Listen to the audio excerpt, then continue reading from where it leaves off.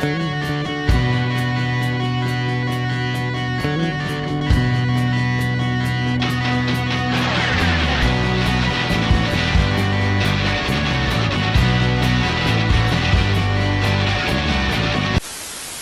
to another episode of The Breakdown, and today we're going to talk about media. With the rise of social media, we've seen access to the ability to share information and influence grow in ways that no one could have ever imagined, except maybe David Bowie. I don't think we've even seen the tip of the iceberg. I think the potential of what the internet is going to do to society, both good and bad, is unimaginable. I think we're actually on the cusp of something exhilarating and terrifying. It's just a tool, though, isn't it? No, it's not. No. No, it's an alien life form. What do you think, I mean, when you think then about the Is future there life of it, on Mars? Yes, it's just landed here. but it's simply a different delivery system there. You're arguing about something more profound. Oh, yeah, I'm talking about the actual context, and the state of content is going to be so different to anything that we can really envisage at the moment. One of the other things that we've seen has been that certain interest groups have figured out that media and social media are now indistinguishable from each other and can also be used to create and exert tremendous influence. This includes not only the ability to create social and political momentum, but also the ability to raise a lot of money. It's also critically important to recognize that there's a tremendous difference between journalism and punditry. Anyone can call themselves news. There's no requirement for the types of standards, if any, that anyone who calls themselves a reporter or a journalist actually uses when they're creating and presenting stories. Reporter and journalist aren't protected terms. What this means is literally anyone can call themselves a reporter or a journalist or say that they're reporting news.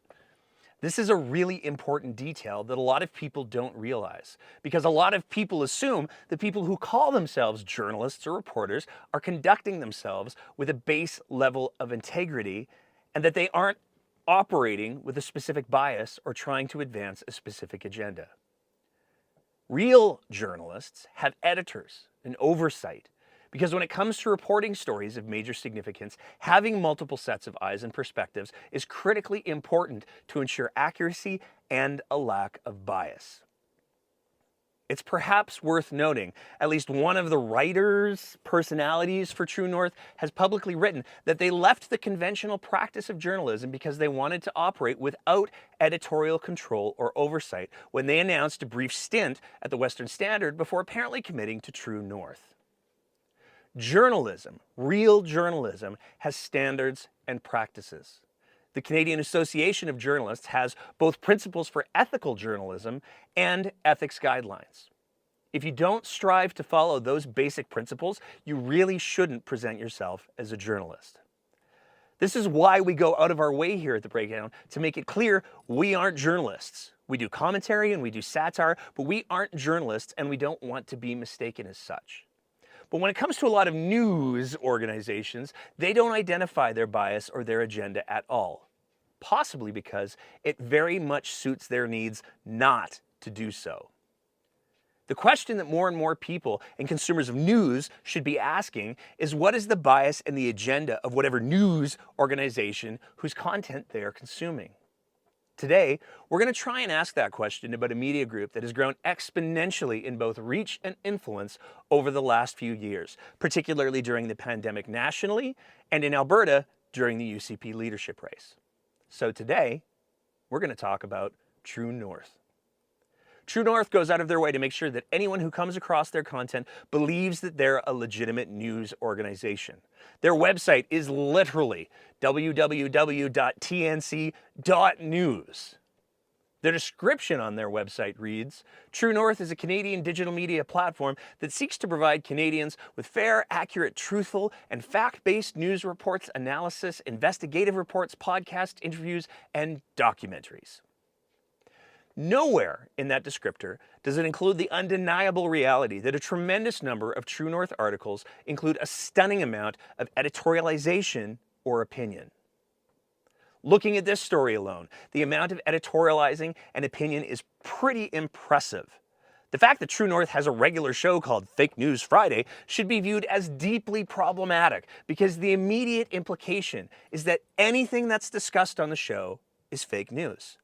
The fact that this particular example includes an open attack on legacy media, which in turn works to delegitimize any news outlet other than what True North serves up, and a direct attack on the CBC and the legitimacy of their reporting should at least give people pause.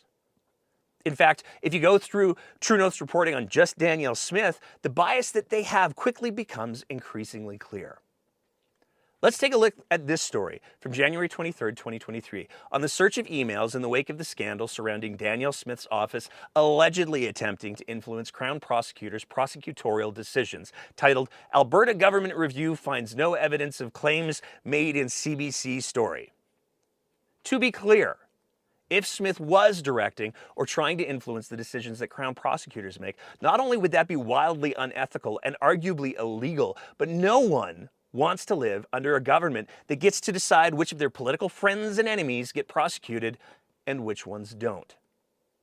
Nonetheless, the article presents the most positive interpretation of the search and makes no mention of the fact that it didn't include emails deleted more than 30 days ago, that it only included government emails, not communication outside of government emails, or that the terms of the search were never publicly provided. By most accounts, the search was performative and grossly incomplete, but here's True North presenting it without any of those flaws and backing up Smith's narrative unquestioningly, which is actually pretty consistent for True North and the reporter, writer who wrote this story in particular. It's incredibly hard to find a story by True North or that writer that is in any way critical of Smith. Most of the time, the stories present Smith and her endless scandals in the best possible light, while simultaneously, subtly, or overtly working to discredit the source that's bringing those scandals to light. In fact, one of the things that made us pay particular attention to True North was the fact that during the UCP leadership race, they seemed to have pretty much unlimited access to Smith for interviews and comments at times when Smith was barely interacting with legitimate, unbiased journalists at all. Which brings us to the biggest question of this episode. What's the story with True North? Let's start with the main figure behind True North, Candace Malcolm. According to True North, Candace Malcolm is a best-selling author, investigative journalist, nationally syndicated columnist with the Toronto Sun, and the founder and editor-in-chief of True North. She has reported from war zones, broken news stories that have made headlines worldwide, and exposed major terrorist networks operating in Canada. Born and raised in Vancouver, BC, Candace has 2 master's degrees, has traveled all over the world, and is married with 2 little kids. But as you might expect, there's a bit more to Candace's background than is included in that brief bio. According to what appears to be her LinkedIn, she is indeed the founder of True North, but there's a lot more going on there as well. Let's work our way from earliest to latest, starting in 2010 and moving up from there, because 2010 certainly seems to be relevant to what we're talking about today. From 2010 to 2012, Candace was a special assistant working for the Wild Rose Party. Her job description, by her own words, included working on the 2012 provincial election, strategic communications, social media coordinator, photographer, traveled throughout Alberta on the Leaders tour bus. So from the very beginning of her political career, Candace was already working extremely close with Danielle Smith, including riding on the Leaders tour bus. But Candace wasn't the only political staffer who cut her teeth working with Smith and the Wild Rose during that election. From a 2012 article in The Star, a team of young conservative upstarts were brought in to put a sharper edge on the Wild Rose campaign. That included Candace Malcolm, but also Ryan Sparrow, Brock Harrison, William McBeath, and Ryan Hastman. There's definitely a few more than familiar names in that bunch, but there is at least one other one that's particularly relevant to True North, and that's William McBeath. More on him in a bit. From there, Candace's career went straight up and she became the federal press secretary to the Minister of Citizenship, Immigration and Multiculturalism from May of 2011 to April 2012. Hey, who was the minister during that period? Oh, right, this guy, Jason Kenney. And were there any major scandals in Kenney's office during that period?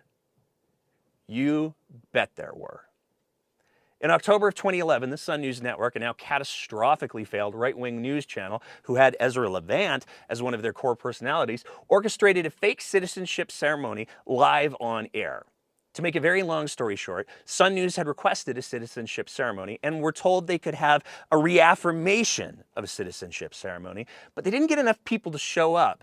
So legislative staffers also took the oath, while Sun News hosts presented it as an actual citizenship ceremony. And congratulations to all the new Canadians here, 10 of you here. News broke of the fake publicity stunt that some argued was to help Sun News appear more legitimate, and both Sun News and Kenney's office went into full spin. And who was the press secretary who appeared on Sun News to spin?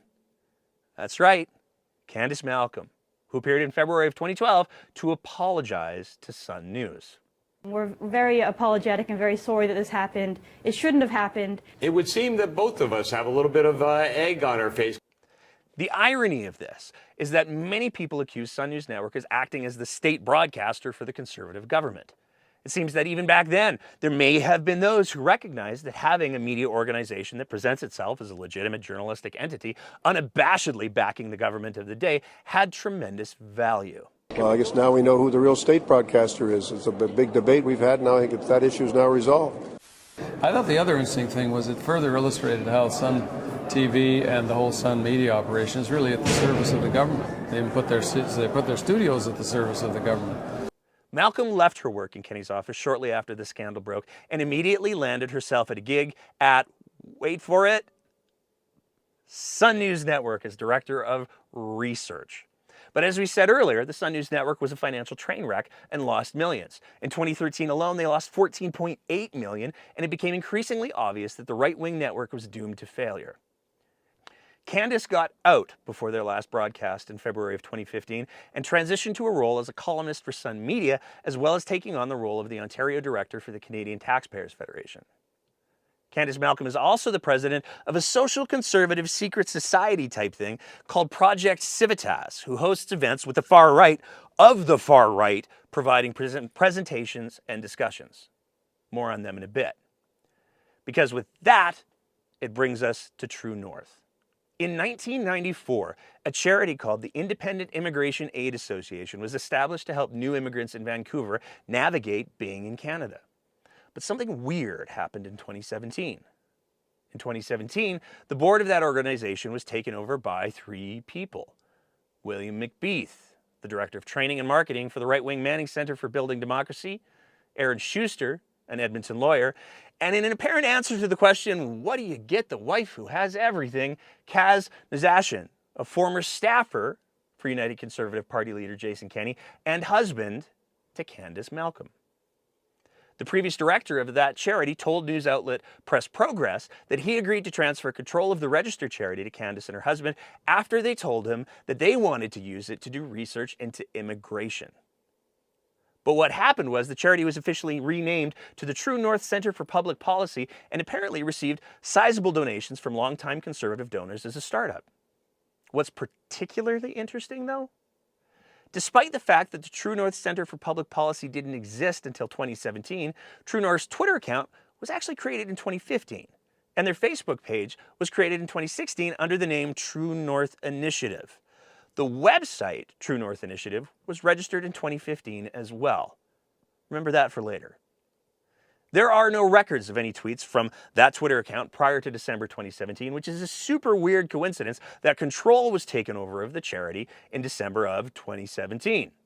What tweets do exist in December of 2017, right after that takeover, are almost all signal-boosting articles written by Candace Malcolm and True North stalwart Anthony Furey, which is totally on brand for an immigration charity. So despite the Twitter account having existed for 2 years, it almost seems as if the account's timeline was purged when True North acquired its charitable organization status. There are a lot of benefits to running a charity as opposed to running a business. Being able to offer tax receipts for donations is a big help for fundraising, but the write-offs and exemptions that exist for charitable organizations are far too many for us to list here. But what do? From their website. True North is a Canadian digital media platform that seeks to provide Canadians with fair, accurate, truthful, and fact-based news reports, analysis, investigative reports, podcasts, interviews, and documentaries. Its parent group, True North Centre for Public Policy, is an independent, non-governmental, non-partisan think tank and public policy organization that conducts research and investigative journalism on important public issues in Canada, including but not limited to immigration, integration, and national security. It is a registered Canadian charity. Now, there have been a lot of people who have asked for details on what kind of charitable work the True North Centre for Public Policy has done, but those details, outside of their journalism, aren't readily available. In the filings by True North to the Canadian Revenue Agency, they list their charity work as vaguely public policy research on issues related to immigration, integration, and national security. In 2021, they raised almost $2 million in revenue and reported $1.5 million in expenses, with $1.3 million going towards charitable expenses. But here's what's weird about that. They also list their total compensation for all employees as being almost $700,000. That's an expense. Which forces the question, is True North counting what it pays its various reporters as part of its charitable programs? A closer look at their expenses sure makes it seem that way, at least to the untrained eye. Because of the just over $1.5 million that True North lists as expenses, it only lists $478,057 as being allocated to research and contract services. The balance of that roughly $1 million left over, that's their employees and day-to-day costs. 13 of the 15 employees listed on their website seem to be reporters. What's really weird is that is actually a huge number for research when you consider two things. Reporters are literally paid to do research. That's what a reporter's job is, finding stories and researching them. We spoke to a few reporters from both large and small newsrooms confidentially who were very clear a reporter's job is research. Aside from salary, the biggest costs in most newsrooms when it comes to research are document requests, and the costs of those are often in the neighborhood of 20s, even sometimes 30s of dollars. When we asked these same journalists how a media organization could spend $500,000 in researching immigration, integration, and national security, their answer was pretty much, no idea, that's insane. But to get an even better idea, we spoke to a few post-secondary institutions to get an idea of what the budget is for a political science department that teaches and does high-quality research into the same things that True North claims to do. We were told the budget for an entire political science department would be in the neighborhood of $1 million, and that's including the wages. True North's ambiguous research and contract services alone is almost half that, and their wages are $700,000. The kicker, we can't find any published research that they've produced. What's even weirder?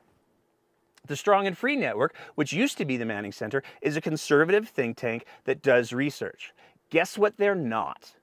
A charitable organization. Another group that seems to share a lot in common with True North, but that isn't a charity, although they probably wish they could be, The Rebel. So a comparable conservative think tank isn't a charity, and a comparable conservative media outlet isn't a charity. But True North somehow still is. And what's really wild is that True North appears to claim advertising as part of their charitable expenses. So we thought, let's take a look at some of that charitable advertising. It's a little weird to pay for promotion of a post that shows the Prime Minister being mobbed, but there's something else interesting that's going on with some of these ads. A lot of them aren't actually advertising for True North. They're using the True North advertising and platform and dollars to push people to an entirely different organization called the True Blue Initiative. So what's the True Blue Initiative? Well, it's a not-for-profit corporation, not a charity, that was created in 2015 by Candace Malcolm, who's the sole director under the name True North Initiative before she and her husband and the new board acquired that charity. And in 2021, the name was changed from True North Initiative to True Blue Initiative. Their website? It's just a collection of data mining petitions. No identifying information, no about, no privacy policy, nothing like that. Petitions calling for the CBC to be defunded and signal boosting True North. Because of course, that's what the petitions would be. So just to be clear, Candace Malcolm created the True North Initiative in 2015. The Facebook page for True North News was originally called the True North Initiative in 2016. The Twitter account that True North News currently uses was created around the same time as the True North Initiative. And in 2021, Malcolm changed the corporate name of the True North Initiative, which is a separate company from True North News, to the True Blue Initiative, and True North News has been advertising True Blue petitions with their money that they received as donations because they're a charitable organization. It looks like True North News could appear to be fronting advertising money for a separate corporation that does data mining petitions and doesn't even have a privacy policy for the petitions or their website. Wonder what they do with all that personal data they collect. So is True North also claiming that their brand of partisan reporting that is demonstrably biased is charity work? We're neither financial experts or, as we've said elsewhere, journalists, but it certainly looks like True North could be using its acquired status as a charitable organization to front building a media empire. Which would be really wild, because in a 2019 Press Progress story, Press Progress wrote that CRA said that operating a media organization through a charity is not allowed under current charity law except in very limited circumstances. Currently in Canada, journalism is not recognized as a charitable purpose in its own right, a CRA spokesperson told Press Progress. There is a list of journalistic organizations that have been recognized as having charitable elements by the government and that are allowed to issue tax-claimable donation receipts. We checked that federal list of registered journalism organizations, and oddly, True North doesn't appear to be on it. We also went looking for any peer-reviewed published research or any published research reports, but the only public face of the True North Center for Public Policy that we could find is the trc.news website. And despite looking for hours, we couldn't find any mention of any charitable works on there. We did ask both True North and Candace Malcolm where we could find a detailed list of their charitable works, but despite their prolific and omnipresent Twitter presence, we didn't get a response. It's also worth noting that as of 2020, the original lawyer who was part of the charity takeover appears to have been replaced by Ontario lawyer Jessica Kurdajian. A few other side notes. In 2019, True North and Rebel News were denied accreditation by the Parliamentary Press Gallery for federal leader debates and ended up taking the issue to court, where they were granted access because of irreparable harm of not being allowed to cover the debates. Out of that same situation, though, Candace Malcolm decided to start her own press gallery, the Independent Press Gallery, another not-for-profit organization. The director of the Independent Press Gallery? William McBeath. Presumably the same William McBeath that is on the board of directors for True North. So what's William McBeath's background? Well, a LinkedIn currently lists him as the chief operating officer of True North. Before that, director of training and marketing for far-right think tank, the Manning Center for Building Democracy. And before that, from 2010 to 2014, it looks like Billy was in a number of roles with, you guessed it, Danielle Smiths' Wild Rose. So, with the founder of True North having worked with Danielle Smiths' Wild Rose, and the current chief operating officer of True North, who also sits on the board of directors for True North, also having worked for Danielle Smiths' Wild Rose, and with some people saying that in many ways True North operates as the positive propaganda arm of the Smith government, we decided that we needed to look up the contact information for True North and head to their offices, ask them some questions. In one of the first field pieces, the breakdown is done in a while.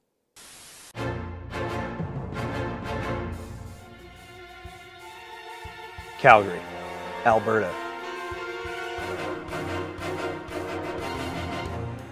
To many, Calgary is the economic heart of the province of Alberta.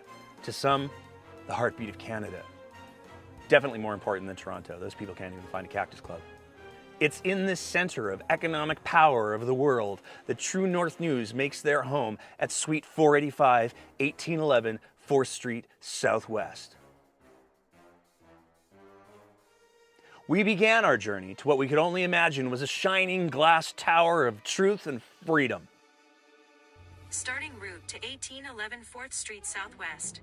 I even ditched the ball cap to make sure that I would blend in as best as I could with the media elites that I imagined call the halls of True North's sprawling corporate offices home.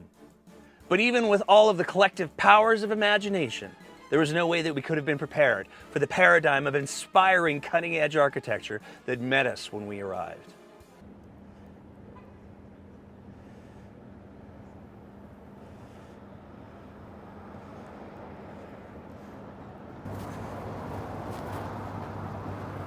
Really?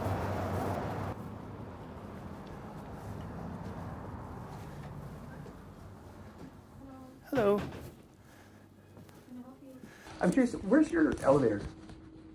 Don't have an elevator. You don't have an elevator? If I was looking for Suite 45, 1811 4th Street, where would I find that? 45. We don't have 45. 485? 485? Yeah. Is that this mailbox right Yeah, here? that's the mailbox. Okay.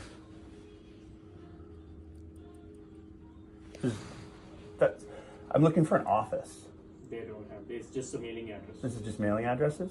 Okay. So there's nobody actually in there? No? Okay. It's just a 485 box. Okay. So no elevator to a 4th floor, a 9th floor, or anything like that? Okay. All right. Thank you very much. Have a good day. While we were there, though, we had heard that the offices for the Independent Press Gallery were also nearby, so we figured we would check them out as well.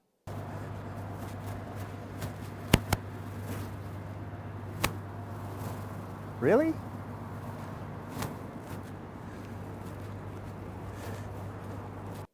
The True Blue Initiative? Starting walking directions to 1811 4th Street Southwest. Arrived. The Alberta Parents Union? Really? The Alberta Institute? Really? Project Confederation? Arrived. Project Civitas, the secret organization that hosted an event in Calgary last year that Candace Malcolm is the president of and had Danielle Smiths and John Carpay as speakers on COVID and Preston Manning on embracing populism?